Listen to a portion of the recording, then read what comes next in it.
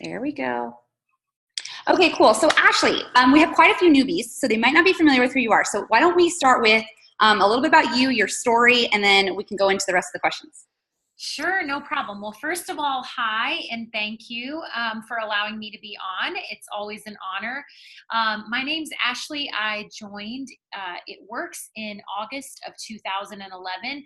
So I'm about to have my 6-year anniversary, which is insane to me because probably like a lot of you, I just wanted a few $100.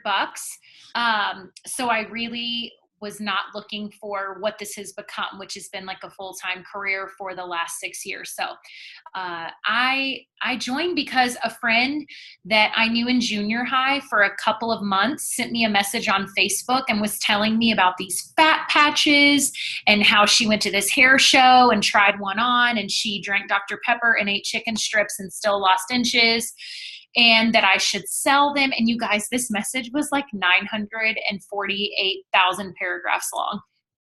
I like fell asleep 3 times just trying to get to the end of this message. It was every detail about everything that she'd learned. And I got all the way to the end and just hit delete, because that was before Facebook would tell on you that you had read something. So I hit delete, but something kept me coming back to it and just made me feel like, maybe there's something here. I just had my second daughter. She was 3.5 months old at the time, and she really tore my stomach up. And so I thought, wow, if this really does work, then I'll want it. And I know some people that would want to sell it. And so, or I know some other people that would want it, so maybe I should sell it. So fast forward, I decided to join. It was $199 when I joined, not $99 or even $10. And I still thought I was getting a steal. And I really didn't have huge plans with the business until about 9 days in. And 9 days into the business, I was doing my training and something hit me and I said, I am going to make $1 million. Like, I had zero doubt. I just knew. I can't explain what it was, except that the girl that signed me up told me that she was almost a Ruby, and then told me about all these ladies up north that were making 10 grand a month. And I was like, what one man can do, another man can do. What one gal can do, another gal can do. So I'm going to go for it. And you guys, I literally just went balls out from that day forward and said, I am going to go for this, because at the very least, if I fail miserably, it was only a year of my life. But what if I'm the girl that could make 10 grand a month? You know what I mean? So there you go. That's a little bit about like why I started, and whoa, baby. It's like why I started, why I jumped in, and why, like what turned me on to all of it. I just kind of saw the vision really early on. I love that. So what I think is awesome about your story, I actually saw you at your Las Vegas training probably like almost 2 years ago. Oh yeah, it's been a minute. I do miss Vegas. I love me some Vegas. It has. And I remember when you were there, you were talking about how you actually had a business before this. Yeah. And so what I loved about that is that you were talking about how you obviously had to pay like $10,000 in inventory just to keep that business going. And so what I think is awesome about that is that some of us who didn't own brick and mortars don't really realize what we actually have our hands on. Yeah, we don't have to put in a ton of money.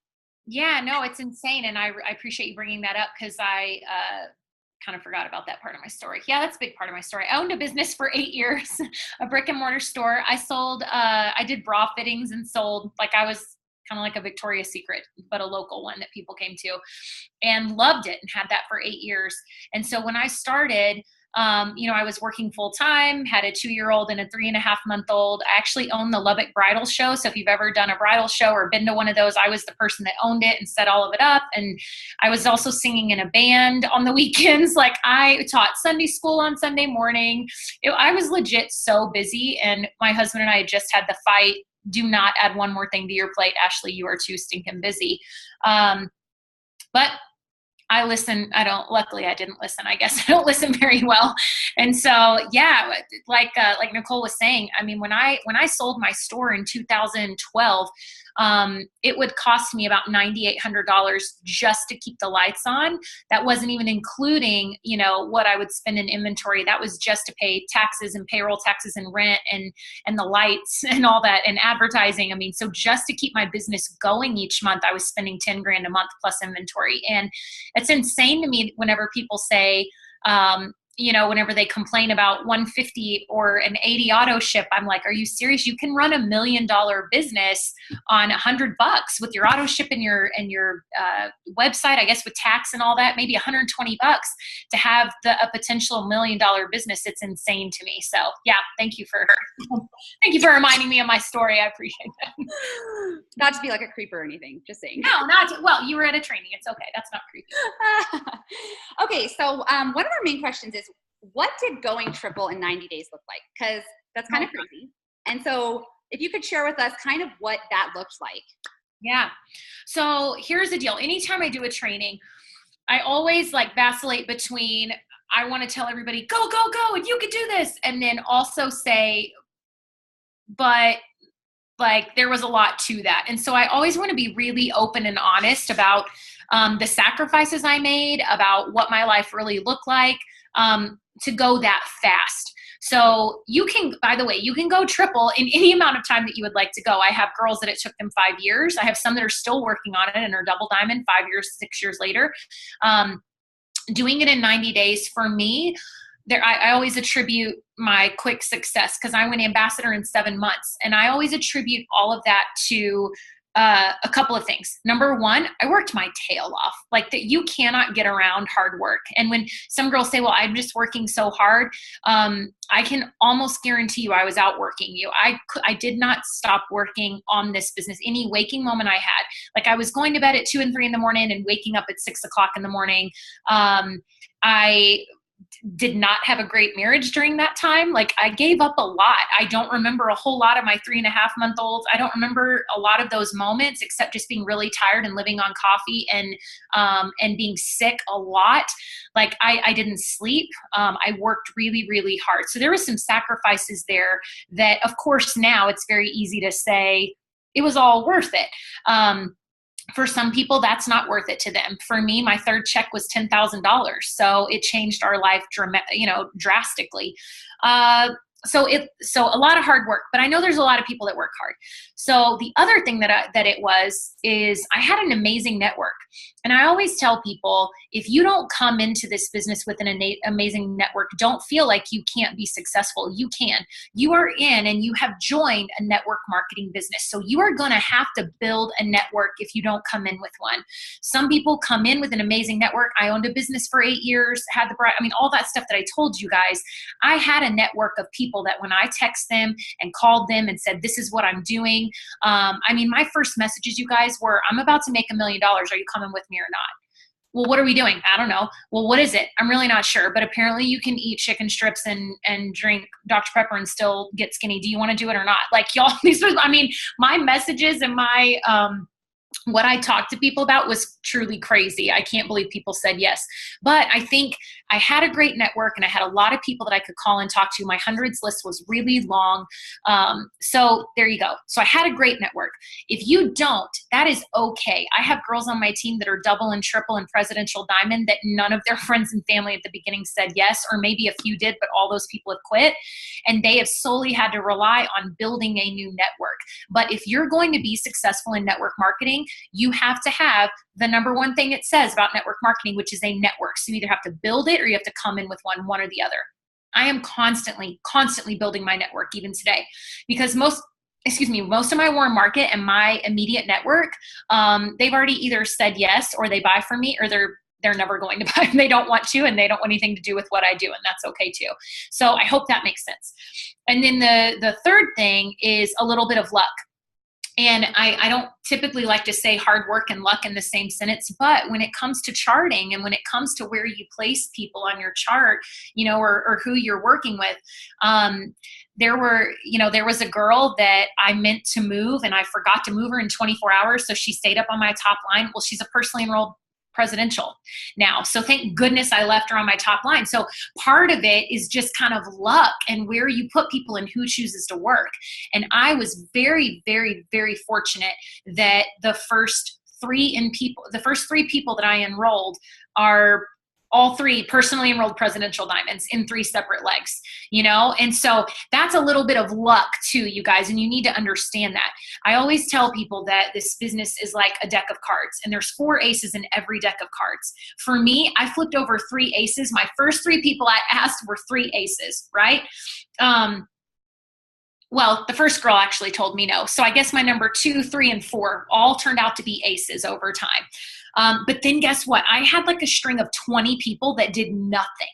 So I hit my streak just like you've probably hit your streak, or maybe your first 20 people did absolutely nothing and it's got you discouraged. I've been there and I get that. But you will find your aces. It's all about who's going to stay in this long enough and who's in it for the long game. And when you have that long game of like, hey, 52 people, you will find your aces. It's just a matter of when. And so part of it's just kind of luck of when those aces flip and where you are in your business, so to speak. Does that analogy even make sense? Do I sound like I've been drinking? I haven't. This is water. That makes total sense. Okay, good. I don't know if it's even making sense. No, that makes total sense.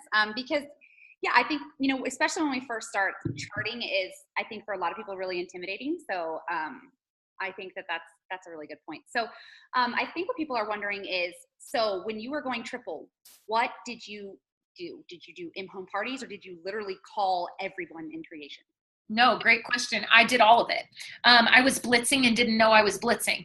I was in-home parties. Yes, I really didn't have my first party until after I was triple, as far as like what a lot of you would consider to be a party. But I thought I was having parties because I had my product catalog.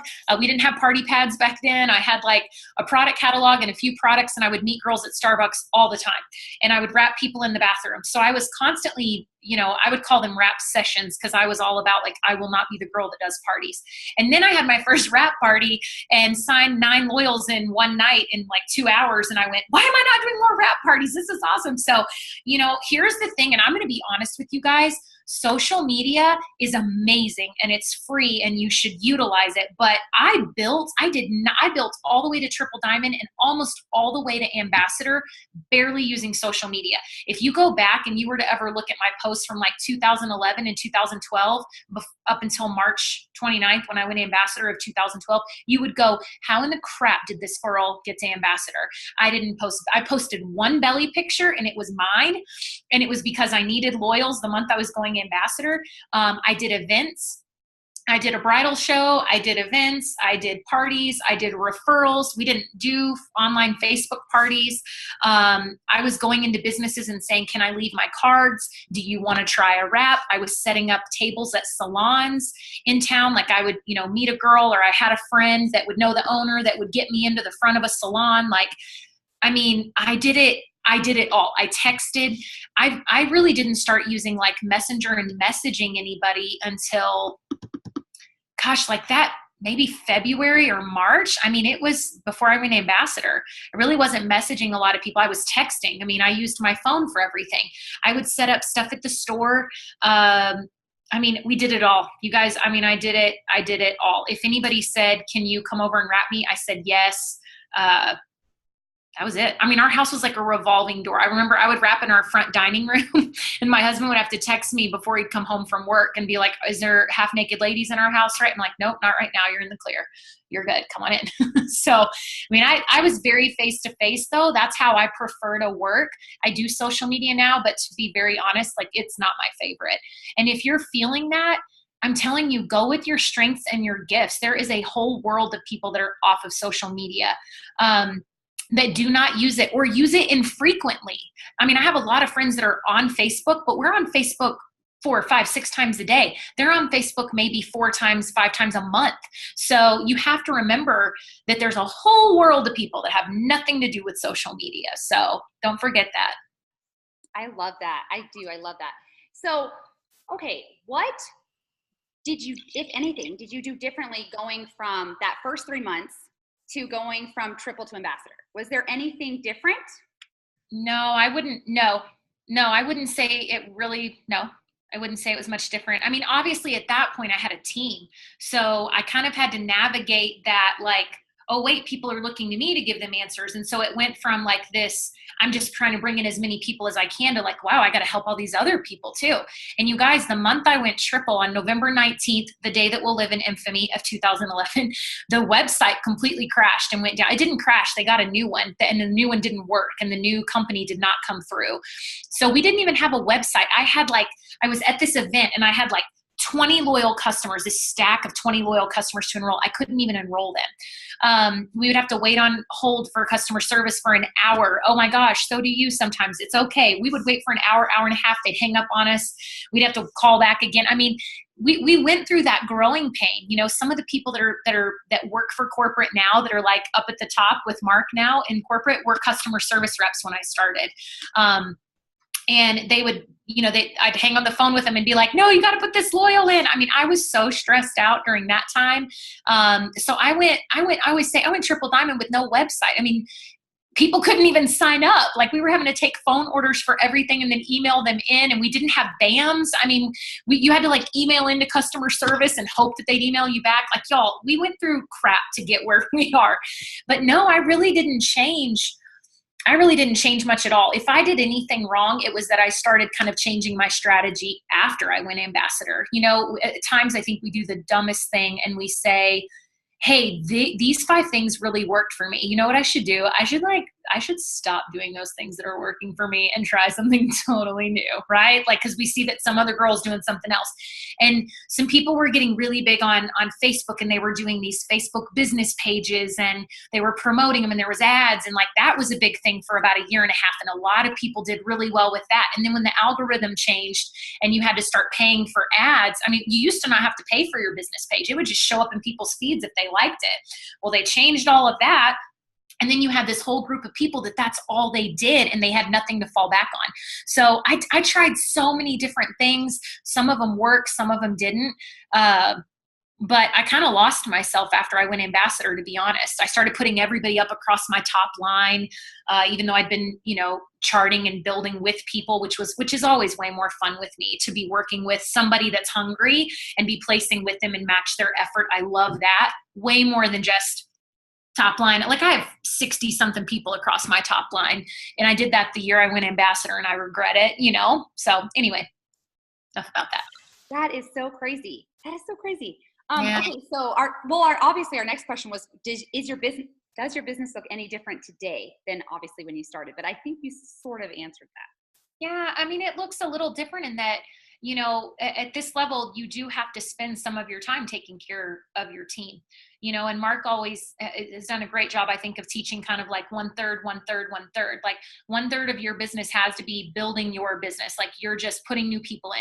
1/3 has to be servicing and helping the people that you already have. You're answering questions for distributors that are already in. You're taking care of the customers that you already have. I mean, maintaining that will help you, and retaining those people is what's going to help your GV stay up so that you can maintain the level that you're at. So that's important. And then the other huge one is personal development. And that's where I didn't spend any time really when I first started. And going back, I mean, gosh, I think I broke a lot of relationships that I really, I regret that, because I was just in it for the money, and I was just in it to be as fast as possible and just make your money and then get out. I didn't think this was a company. I didn't know anything about network marketing. So I thought I was just going to get in, make all this money, and then leave. I didn't know that you could do this. And so because of that, I made a lot of mistakes. And if I could go back, I would have spent a lot more time on personal development and belief, because people needed so much from me. And I was snappy and I was quick and I was like, figure it out, because that's how I did it. So if I could go back, I would fix that. But yeah, my business looks a little different now in that I really do try to follow that 1/3, 1/3, 1/3. And then there's times of the month whenever, I mean, it's more like 80% recruiting and 80% bringing people in, and like, 10% on personal development and 10% on helping other people. Like, there's times in your business where that's going to fluctuate, but it's a pretty good rule to follow, especially if you're looking at this business with that long-term vision, that this is the end game. It's like a marathon. I'm not in this for a year. I'm in this for years and years and years and years. So if you're brand new, I would highly encourage you. I mean, 66% of your time, if you've got, I always say, if you've got 30 minutes a day to work your business, that's fine. 20 minutes of it needs to be on nothing but bringing new people in. That's all you need to be focused on. And then you need to be spending 10 minutes a day on personal development. And it will feel like you're wasting that personal development time. You are not. It is very important. And if I could go back, I would definitely have spent more time working on belief and working on talking to myself the right way and working on all of those things that, I do now. Okay, so this kind of goes into our next question. So I know obviously you just kind of talked about in the beginning, you didn't really do this, but now what or who, what kind of things inspire you or what fills, your cup up? Okay, so he has a horrible potty mouth, but anything Gary V makes me go out and be ready to change the whole world. I don't even know how to pronounce his last name, but if you type in Gary V motivation, he'll pull up. Venechiniak, I don't know how to say it. I don't want to mess it up. But he drops the F-bomb a lot, just so you know. Tony Robbins is another one that I follow a lot of what he says. And then, because I kind of have that a little bit gangster side of me, but then I have this really preacher's daughter side of me that's super all about John Maxwell and, that side. And so I think it's good to kind of have a mix of both. So I read anything by them. I'll just bring you so you can take a screenshot. Give me 1 second. Let me give you this. I always take a picture of this. Oh, don't laugh, but these are my favorites that I go to all the time. And here, I'll let you take a screenshot if you want. Eek! Is that too far back? That's probably too far back. Can you even see it? No, you're good. Okay, we got it. Okay, there you go. Those are just some that I absolutely love and read a lot of. And I pull different things from different people, but the only other one that's not on here because it's upstairs in my room is Think Like a Billionaire, Become a Billionaire. That's the other one I would encourage everybody to read. So yeah, I do a lot of books. I love in them simple things like this, guys. I try to incorporate my personal development when I'm going to and from places. So having a list ready of a book that you just love or a CD. Does anybody even have CDs anymore? I don't know. A CD you can pop in the car, an 8-track tape or something. Or when I'm doing my makeup or when I'm curling my hair in the morning and I've got 5 minutes, I'll YouTube Gary V or I'll YouTube motivational video, or I like the hip hop pastor, Eric, I can't think of his last name right now, or I'll YouTube Tony Robbins. And so then I'm listening to stuff, and you guys, that stuff seeps in your brain. And I'll tell you something else that's really weird that a lot of people, I know my husband thinks I'm nuts, but I have recorded affirmations. And so I've recorded those onto my phone, and even going to bed at night, I'll listen to those, and I say the dumbest stuff in my affirmations. Y'all, I say things like, you love eating fruits and vegetables, because I don't. And so I'll say things like that, or you love working out. You love, Ashley, you love cardio, those kind of things. I say the things that I want in my life, and that's important. So that's kind of another level of self-development that I've just started recently, is speaking in my own voice and listening to that back at night. That's kind of been really interesting. I hate the sound of my voice. What was the question? Personal development? Yeah. So what or who inspires you or fills your cup up? Yeah. So those are a few. And then honestly, when I just want to laugh, I like watching Fail Army, and I like videos of goats that are screaming. And so I think sometimes you just have to do those things to remind yourself that the internet's awesome. And so there you go. I listen to goats, and I listen to John Maxwell, and then all those books right there. Oh my God. I love it. Yes, your team hates me. You do not even understand how much stank face I'm getting right now from all these. Everybody's like, okay. No, not at all. We're so super excited. They were so super excited. Okay, so let's see. The next question says goals checklist. A lot of our girls still have full-time jobs. So what goals checklist, or I don't know if you do any of these power hour type things. Yes.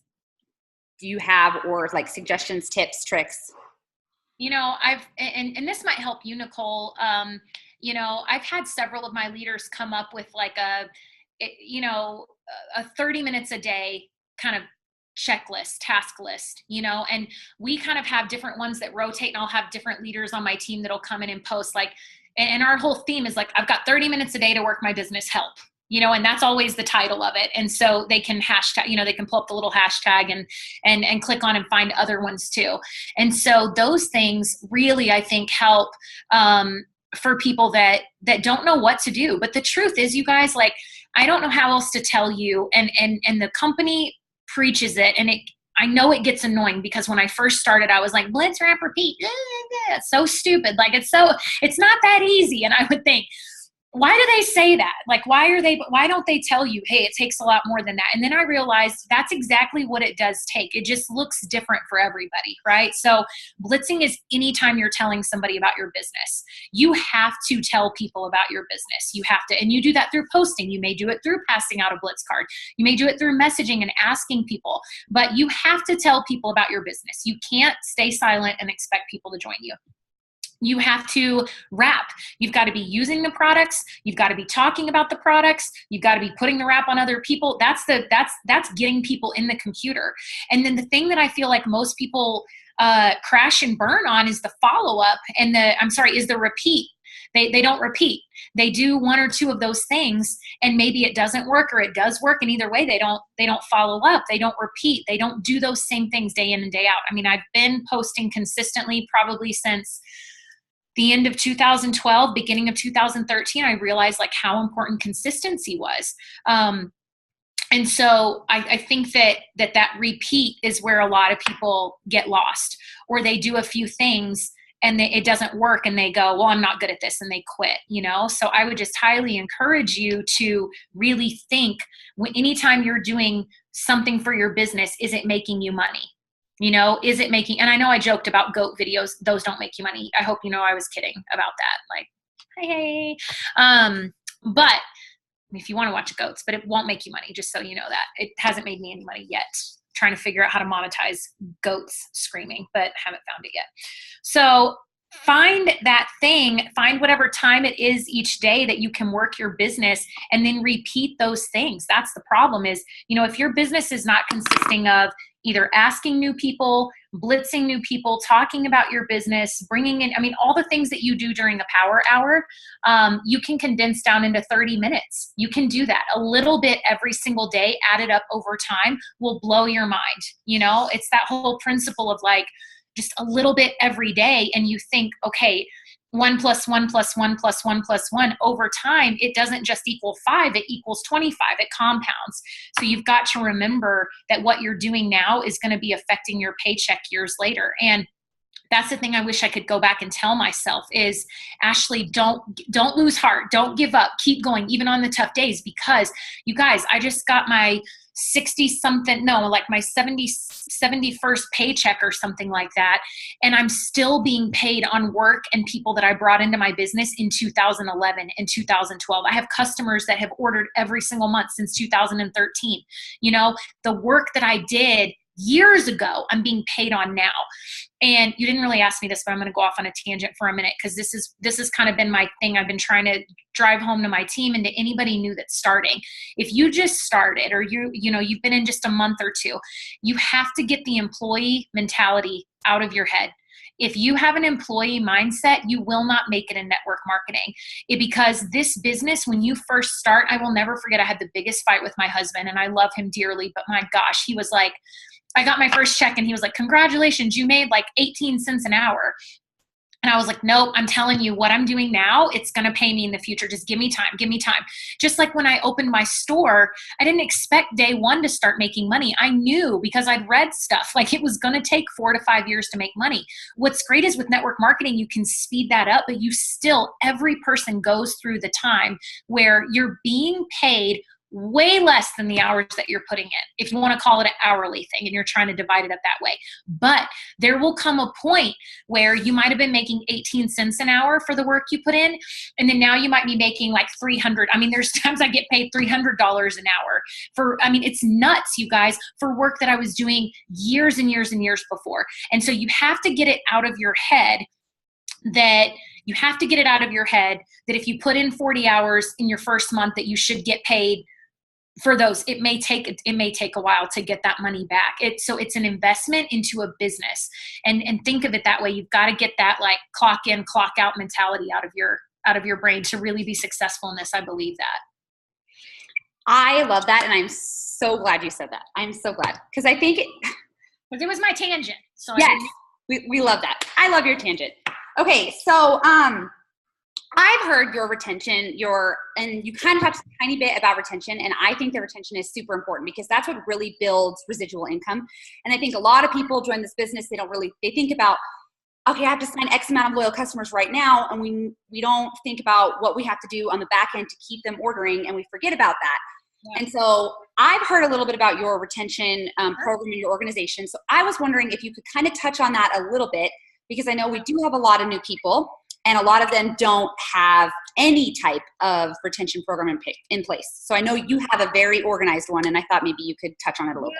You guys, and it took a while. And so here's the thing. I want to share it with you because, and I'll be happy. It's like right over in Precious's office over here, but I'll go get it because he takes care of it now. Obviously, this is what I did at first, but here's what I don't want. Just a quick caveat to this is that do not let the fact that you are not organized yet not do something today. So if you look up and you're like, but I've already signed 25 people, I'm so overwhelmed, there's no way I could that's okay. Start today, start fresh. And it doesn't have to be this system. It can be something way simpler, but I will go grab the box. I don't mind sharing. Is that what you're wanting me to show? My box? Oh yeah, you can show the box if you want. Yeah. And then if you guys have any other questions, you guys can just drop them in the chat. And then I have a few more for her. And if you guys have any other ones, we'll go ahead and add those. Okay, so this is what works for me because I'm a paper. Do we have any other like paper and pen gals on here? Like I have to write crap down. I can't, like all my sheets. I don't have stuff in my phone like this. My systems are crazy and all over the place. So, but I have to write stuff down. So some of my girls, by the way, when they sign up a loyal, they do this. And I think this is a great system too if you do everything on your phone and you're not a pen and paper girl. Okay, so here, this is another tip. I have girls that like, let's say you sign a loyal today for hair, skin, and nails. What's today, the 21st? So they will go to September and they'll count back 4 or 5 days, right? So they may go to September the 17th and put a note in their phone. Call Nicole, reminder, hair, skin, nails, right? Or whatever it is. And they'll program all their loyals in their phone as LC Nicole, LC Pootie Pies. Oh, that was a weird one to pick out, but that's what it says. LC Stacy, LC Chelsea, do that so that, and you guys, that will help you tremendously when BOGO happens, because then you're like right there in your phone and you can LC Nicole, LC, they're all right there for you so easily, in your phone. So they'll make a note for 2 weeks later in their phone to just check in. Hey, Nicole, just wanted to make sure you got your hair, skin, and nails. How are you liking everything? Okay, so they'll do like a check-in and they'll count forward 2 weeks. And then they'll do the reminder. That way they're getting a personal touch. Does the company send an email? Yes. Do your customers all check their emails? No. So I have found that if people are reminded, they are much more likely it's easier to suggest a new product for them, all of that. Okay, so that's one way if you just want to do it in your phone. For me, at this point, my husband, who I jokingly call Precious from Lord of the Rings, my Precious, okay? Like, he takes care of all of this for me at this point. So that's why we have this system. If not, it would not quite be this. It would not be quite this organized. So I just have like a recipe box, and then you can see first, second, okay? And I'm cheap. I didn't even buy new ones. Like, look, they all say A, B, C, D on the back of them. Like, I used the ones that were in the box, and I just wrote on the front, okay? So you don't have to be fancy. Get yourself a $1 file box. And then let's see. I was trying to give you one that's got, he has his own thing, his own system that's different than mine. But here you go. So he'll make a card. He has terrible handwriting, so I don't have to worry that you guys are going to call this girl. So here's Brandy. He's got her ID number up here at the top, and then he's got no password. Like, he puts no PW, meaning he can't log into her account. Because, some people, you sign them up, right? And so, which PS, when I sign up my loyals, I use the exact same password for all of them. Like, I do It Works or It Works One. And so find your same thing that you give all of them. That way, if you go to log in to one of your loyals' numbers and you try It Works or Skinny or whatever it is, and it doesn't pop up, you'll know that they have control of their account. Does that make sense? If you're somebody that signs a lot of loyals. We sign a lot of loyals, so I have to have a system. And then the date that she signed up, her phone number, and he'll even put like a T or E for she prefers text or prefers email. And then he, ThermoFit for July, skip August order because she's been on it since April. So she was able to skip one of her orders. And then he jot down over here, cleanse HSN for products that he recommended that she said, oh, maybe. So that he's always recommending a new product. So his deal is, I want to put this back because he'll be mad at me if I don't have it in the right order. Okay.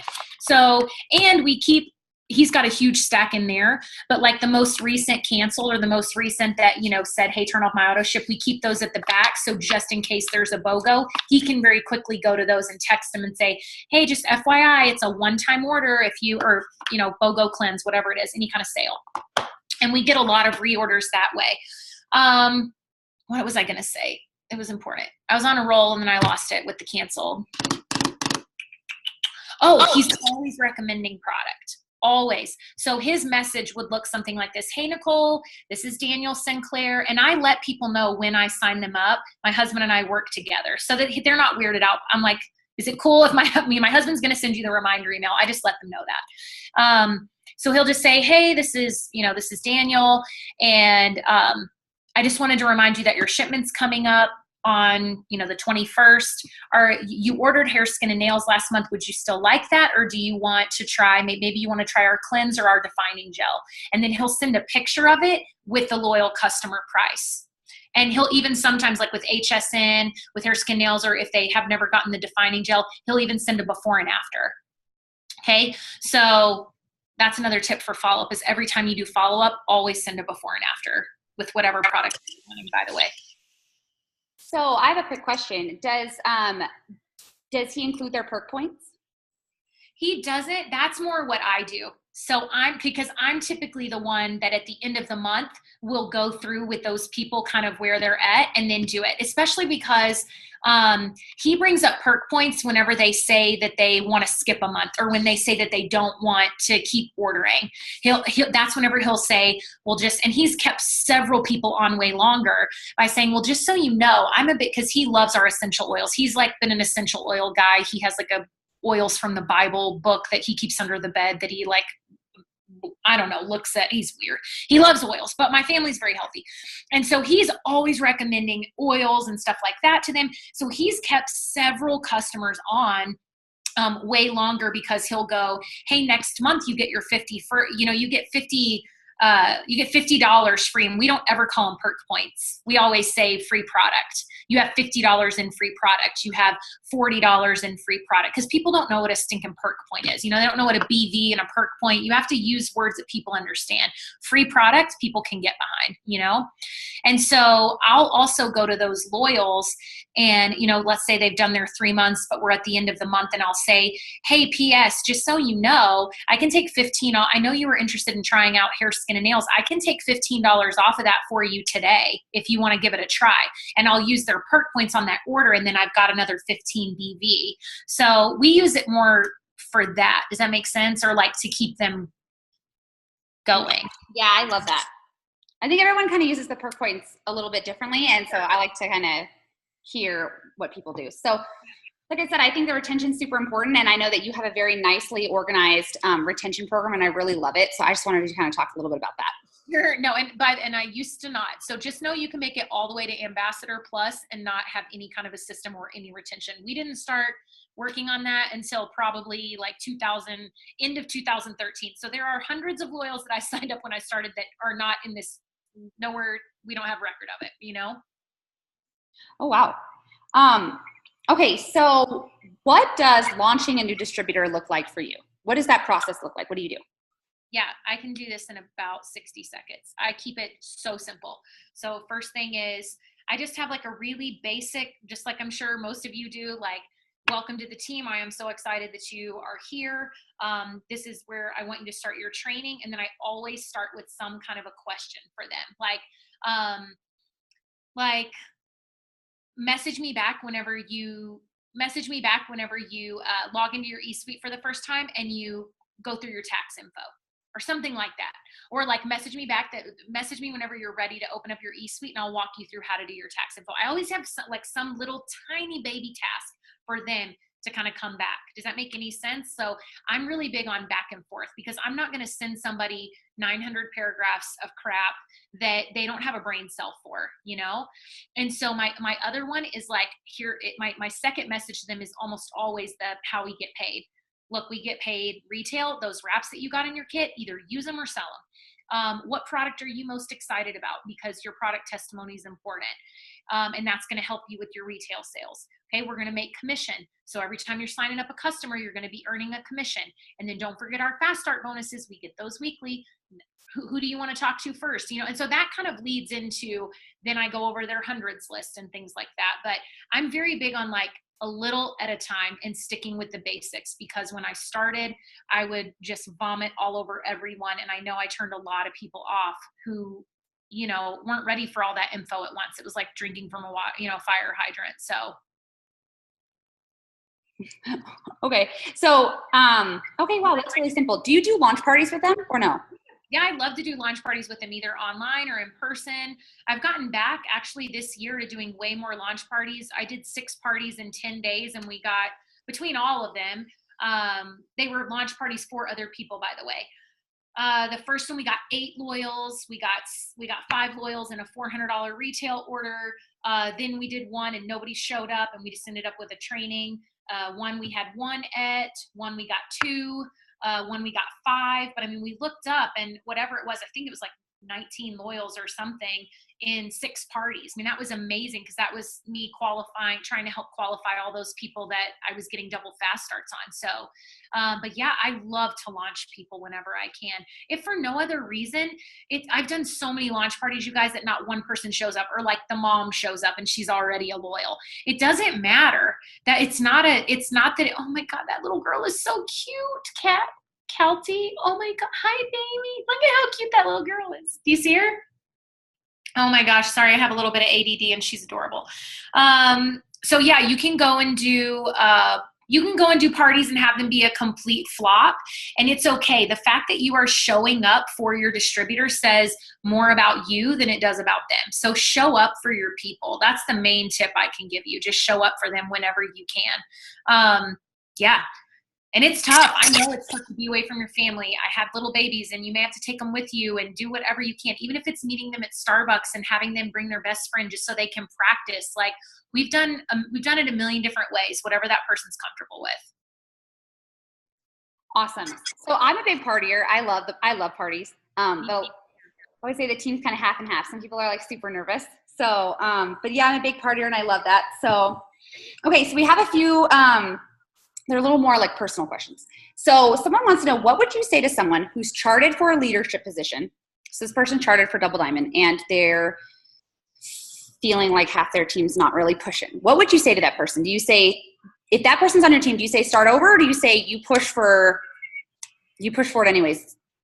Well, I think it depends on the amount of volume, and I think it depends on if the person is really able to maintain. I mean, to me, charting questions are so personal, and I don't mean personal like, I mean they're so individualized. It's very difficult for me to give charting info, you know, on stuff like this, because I would want to, I mean, my first 3 questions would be, what's your group volume? How many people do you typically bring in a month? I mean, I would want to know those kind of things before I would just say, just do it anyway. You know, I mean, there's times whenever, yes, if I would say if you've got an emerald, and if you've got a solid emerald and then you're working on that diamond and you've at least got a ruby or an emerald under that diamond that's going for it, and like everybody's pushing, absolutely. Like, yes, if you have to fill a few boxes here and there for the greater good and your volume's, 22 to 26,000, absolutely go for it. But, I have girls that'll come to me and they've got 15 grand in volume and they want to go double diamond. And I'm like, like, not right now. You will, I believe in you, but that's not what's best for your chart right now, So I think that's so individualized, to be honest. So that's hard to see. No, I think that's still a very good answer. Okay, so we have some questions on the chat. So do you message your distributors that are on your team and that you haven't heard in a while? So I think, what do you kind of do with the people that you haven't heard from in a while and they may have fallen off? I talked to them like I would if they were right in front of me and I ran into them at the grocery store. Like, hey girl, oh my gosh, how are you? You know, I've been so excited that you joined with me, and I feel like something happened. Like, what happened? Why are you not doing this anymore? I mean, I just talk to people like they're right in front of me and just find out, you know, because here's the thing that I've found is a lot of people, they'll blame it on being too busy. But when you really get to the root of it, a lot of them either got negative feedback from somebody, you know, their broke uncle was like, oh, those are pyramid schemes. You'll never make money in that. And they believed them. Or maybe their husband's not being supportive, or maybe maybe their first party was a bust, or, you know, maybe maybe life has happened. I had a girl that, you know, she didn't even tell me, and her mom had passed away and didn't post about it on Facebook. I mean, I had no clue. And so here I am messaging her, and I'm like, I feel like an ass. You could have told me. Like, I didn't even know. But that was why. And so I was able to just go, you know, wow, let me be a friend first. And she's since come back and slowly working her business. But that's even a whole new weird thing with her business, with this level of grief she's got. Like, you have to realize when you're in this for the long game, you guys, you have got people that are going to fall off all along the way. And it is not our job to make people stay, because you can't make people do anything. It's our job to just love people where they're at and to try to build the best relationship that we can with them.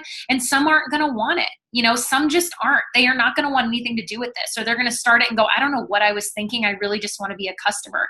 And I'll say that. Let me help take care of you as a customer. So I have found that how people come in is usually how they go out, if that makes any sense. So if you had to beg them to come into your business, you're going to have to beg them to stay in your business typically, which is why I don't beg people to come in my business anymore. You either want to work with me or you don't, you know, so. I love that. Okay, so what are your wise words on distributors who work and don't work? This is a two-part question, so we'll start with that. Say it again. What are your wise words on distributors who work and don't work? I do not know what you're talking about. Like, can I read it? Like, so it says, what are your wise words on distributors who work and don't work? How do you explain to your team about running with just the runners? Oh, okay.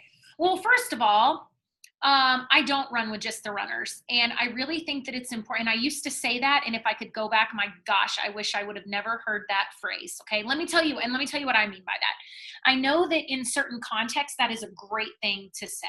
But here's what I found is that along the way of trying to run with the runners, I forgot to walk with some of the walkers. And your team, especially at this level, and you guys, even on your way to diamond and double and triple, your team is not going to just be made up of 4 runners. It is going to be made up of a lot of people that are doing a little.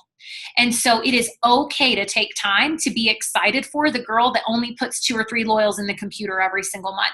My deal is not, are you fast or are you slow? It's, are you consistent? I want to work with people that are consistent. So instead of saying things like run with the runners, like, I'm willing to walk with the walkers. What I'm not willing to do is take myself out of the game because someone took their self out of the game. That's the difference. You know, I don't sit on the sidelines because somebody else sat down. If you need to sit down, that's fine. I'll come back and I'll loop back around and ask if you want to stand back up. But my job is not to pull people along. But if somebody has any movement and is trying it all, I'm going to work with those people. Period. And some of my best people that have been with me for 6 years are walkers. They're still Ruby or Emerald, and they've been that way for 5 years because they work this business at their pace, and that is okay. That is okay. As a matter of fact, some of the runners and the top recruiters that I've had, they've been one of the first ones to leave me. And it's always the most shocking. But what happens is they can't handle the pressure of a bad month. They can't handle what happens whenever they hear no. They can't handle, a month where they don't complete their steps to success 4 times when that's what they're used to. And they start feeling like a failure and they get in their own head and they quit. So I have found that walking with the walkers is just as important as running with the runners, So I don't know if that makes any sense. I hope that helps. Because you said, explain to your team about running with just the runners. I wouldn't word it that way. I would talk more about helping your team be consistent and finding the value in consistency over time. And at the beginning, because I was moving so fast, I only found the value in runners, and I screwed up because I missed a lot of walkers on my team that would probably still be with me had I just invested a little time. But in my mind, it was easy to go like this because I had girls that were going double diamond in 2 months and triple in 4 months, and so be very, very cautious about talking, using those kind of words with your team. Do I invest a little more in those runners and the people that are showing me a lot of motivation and consistency? Absolutely. That's important to do. But don't forget about those people that just are consistent. They do a little bit every month. Your team's going to be made up of a lot of 400 boxes and people that just want a few $100 a month. So don't forget about them. Okay, the chat is blowing up. I think you literally just breathed like life into it. Oh, good. I'm like seeing everybody's face like, what did she just say? There's less stank face happening now. So we pivoted. At a certain point, we turned a corner. Like, wait, what did she just say? Okay, so the next one is, how do you attract distributors? Oh my gosh, I don't know. I honestly don't know any other way to do it than to be myself. I've tried the Instagram thing. I've tried the cold messaging thing. I've tried that. It all feels so icky and gross to me, and it doesn't feel like me. And if I'm going to, again, I'm not in this for the short run. If I'm in it for the short run, I'm willing to like do whatever, spam people, do it, all that, because I just have such a short-term fixated goal. For me, I have to go to bed every night knowing that I'm doing what feels right for Ashley, and yes, of course you step out of your comfort zone. And yes, there are times whenever I go blitz when I don't feel like it. And yes, there are times when I want to be in my PJs, but I have to put on hair and makeup so that I can, go be my best self that day. I get it. I'm not talking about that, but I have to feel like Ashley and you have to feel like you. And if it doesn't feel right and it doesn't, you feel like you're losing yourself in this business, then stop. Okay. You've really, really got to be careful with those kind of things. So here's what I mean by that. If you are great at social media, keep doing social media. Don't get on this Zoom and go, well, Ashley made it that far just on parties. Like throw a party in here and there. Like I do Instagram here and there because I know it's important and like I want to have some kind of a presence there, but it's not my be all end all. I get most of my stuff through social media on Facebook. I know how to work it. I love it. They just changed the algorithm again. It's driving me insane, but that's okay. But you've got to do what is working for you and then here and there try those new things, because the best you will ever be at a weakness is mediocre, but you can take good to great. Does that make sense? Like something you're just good at, you can take yourself to great. But if you've got like this thing that you're horrible at, the best you're probably ever going to be at it is like mediocre. So take those things that you're good at and make yourself great at them, So if you're working Instagram and that's where you're getting most of your stuff, spend extra time learning about Instagram and go to that next level with it, right? If you get a lot of people from blitzing or from parties, go next level with that, right? Like learn all you can about the best party tips out there to make yourself grow in that area. Don't think you got to turn around and try to become an Instagram guru tomorrow. I made that mistake. And I really wish I could go back and have that time again, because I started looking at what other people were doing instead of saying, hey, this is what I'm doing. So as far as attracting people, I don't know. That's a tough thing to say. I just try to be me. And I think on social media, you just have to find your thing and then go with that over and over. So I always tell my team, like, the beginning of my, like, your little Facebook bio, some of y'all like probably aren't even on Facebook, but the begin, on your Facebook bio, mine says like wife, mom, I love Jesus, and guacamole. So, when you go to my page, that's like 99% of what you're going to see. It's going to be about my kids. It's going to be about my marriage. It's going to be about guacamole, or it's going to be something inspirational. Right. And then of course, I'm not going to put on there, I'm an It Works distributor, come buy from me. Right. So I want people to be attracted to who I am, not just what I sell. And let me share this with you. Oh my gosh, one of my new girls is saying she's signing a distributor, which is awesome. Okay, let me pull this up. This was so good. So it's important. Give me a second. Sorry. I'm about to post it too. So y'all give me a second to post it before you do. But it's so good. Sorry, this is really annoying, I'm sure. Sell the problem you solve, not the product. I love that. Sell the problem you solve, not the product. So that's why you tell your story in 500 different ways. This is who I was before It Works. This is who I am now. Yes, sell the problem you solve, not the product. So you don't sell cleanse, you sell the problem of you just went out and drank all weekend and you need to reset your body, right? So you talk about that. You don't say, I sell a product that's cleansed for $36. What you're saying is, did anybody else have too much just like I did? Or you sell the problem of fat fighters, right? Of going out to eat.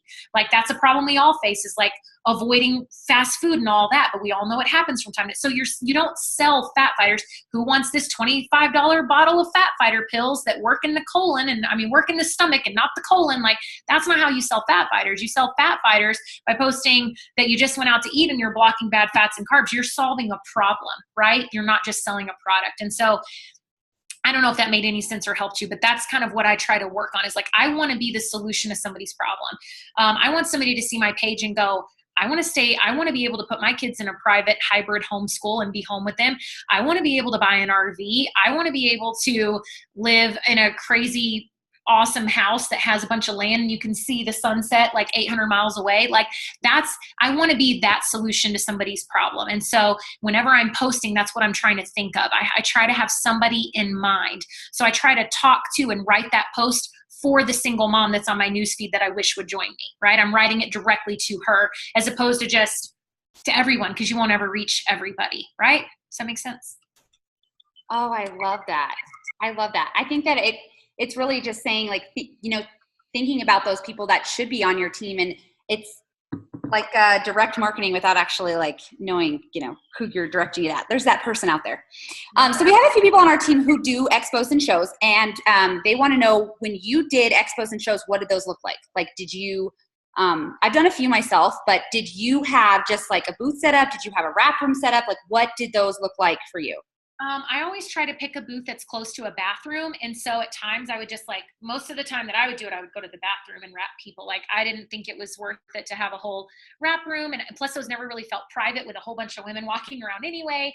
A lot of people that I found really just kind of wanted to wrap, maybe wanted to wrap less on the spot. I'm just so big on convincing people that why would you spend 25 when you can spend 59 with me? Plus, this product is not a product that you're going to use one and drop everything that you want. Like, you're going to need to give this product time or don't buy it from me. Like, that's my line all the time. Like, if you're not willing to give this product a fair shot, don't even buy it from me. I don't want your $25. And not that I don't sell wraps individually, but I sell 4 packs of wraps. Right? So I do sell wraps all the time, but I'm selling them in a box of 4. I get that some people want to pay cash, don't want to do that. That's fine.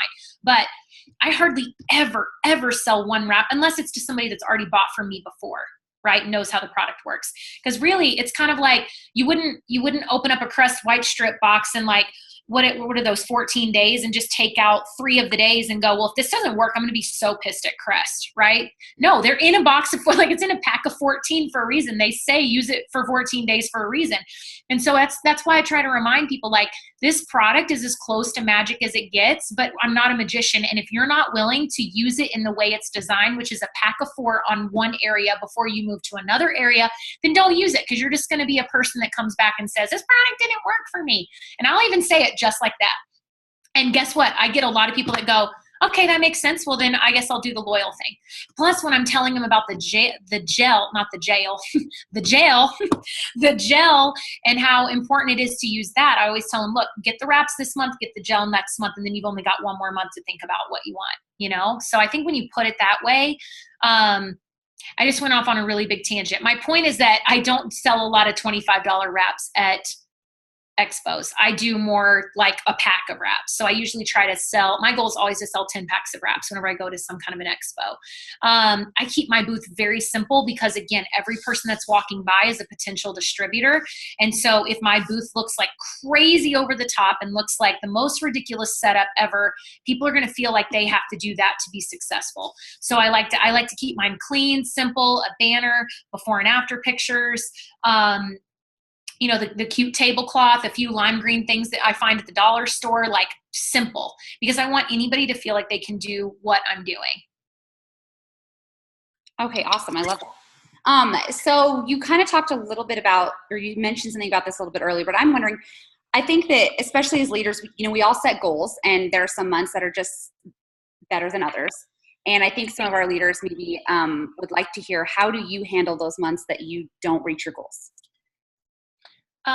The months that I don't reach my goals, I'm sad and I take 5 minutes for myself and get ticked about it and cry for a minute and then I move on. Like mourn it. It's a little bit of a loss. It hurts. Like if you lose your rank one time, if you are going for promotion and you don't hit it, like just like you would mourn something that is not in your life anymore. Like I think you need to take a minute and do that and get ticked about it, but then let that fuel you and move on. Like again, you guys, it like seriously, it all goes back to the long game. If all you're in this for is like right now, then if you don't hit Ruby and you wanted to hit Ruby, you're gonna quit. Right? But when you're in this and going, I am going to do this for years. This is a marathon. This is not a sprint. Then you're looking at this so differently. And it's like, I don't change the goal. You know, that whole, you don't change the goal, you change the timeline. My 2.0 went double diamond in like 4 months. And that was back in 2015. And I've only been double diamond twice since then. Like I cannot, like, I hate to even speak those words, but like I am having a lot of trouble keeping my 2.0 spot over the last 2 years, even at double diamond. Like it's just not clicking for whatever reason. But here's the cool thing is God is showing me so much through that chart and redoing it all over again. I have so much more empathy because I've never lost rank on my main spot. I've always been a top income earner. Like I've always had all this stuff and always been like, just get it done. Just do it. I have never had more empathy than I do the last 2 years with this 2.0 spot. And like having legs crumble or, you know, you're pushing for something and it doesn't happen, or you're going for a bonus and you don't get it. Like, I get it. I've been there. But here's the thing, that the goal is still the same. It's to be double ambassador, right? But I just am having to keep moving my timeline. It keeps going back a little bit further and a little bit further. And I think too, you have to define your success. Like, what does your success look like for you?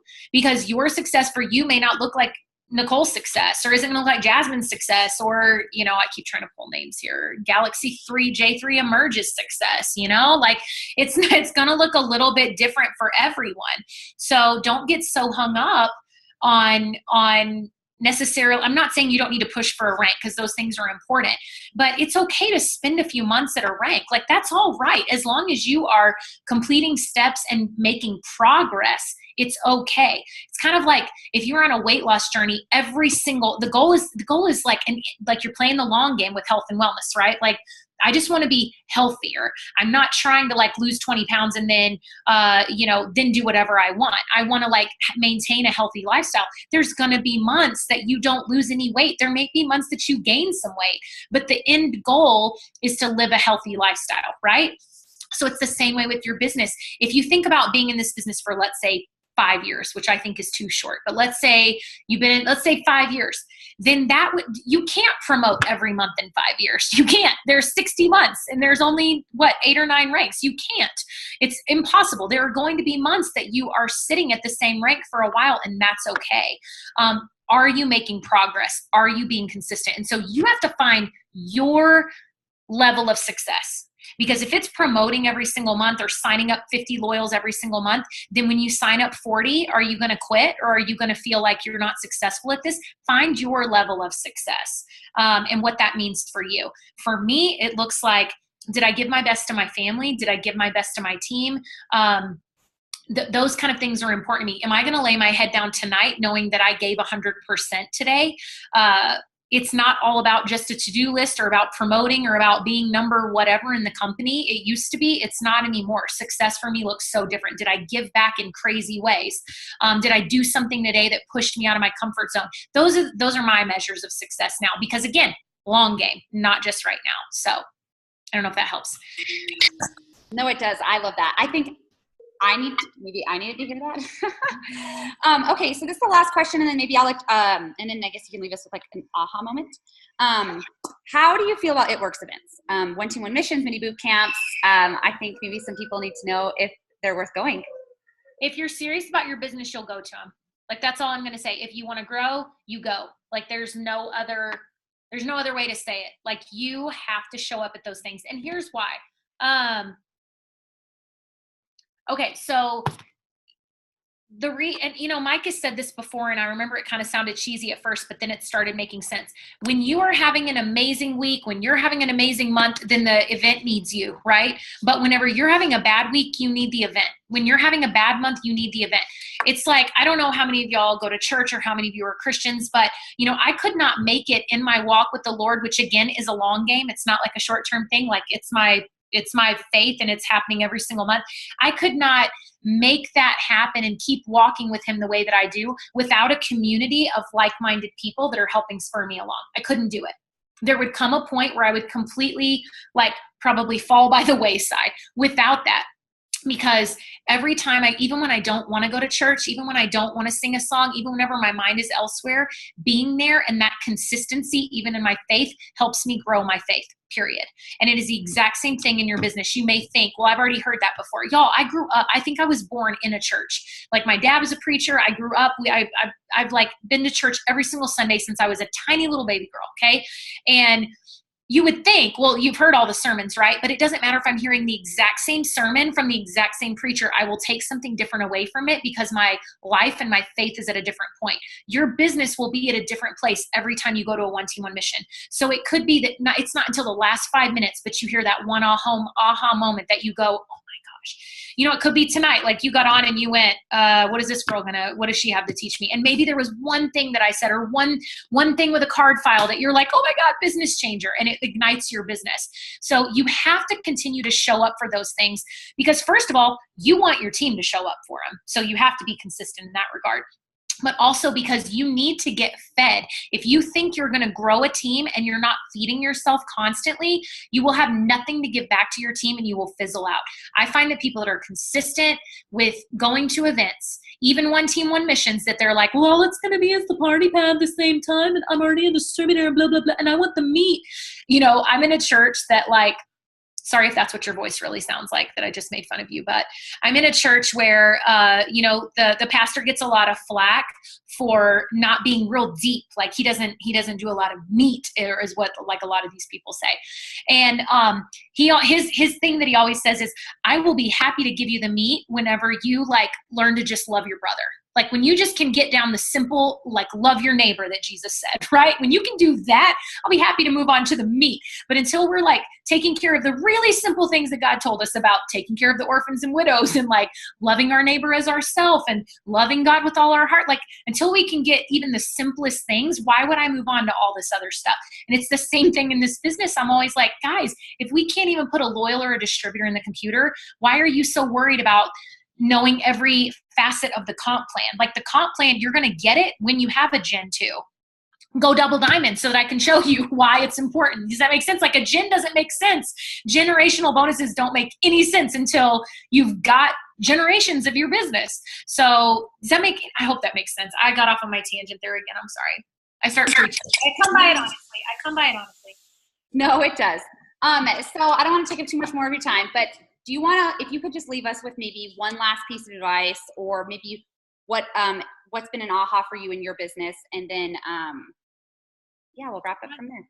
Sure. Well, I think I gave you about 20, but honestly, the thing I'm on right now is really just, and I've said it 10 times, so I hope it sticks with you, really just viewing this business as a marathon versus a sprint.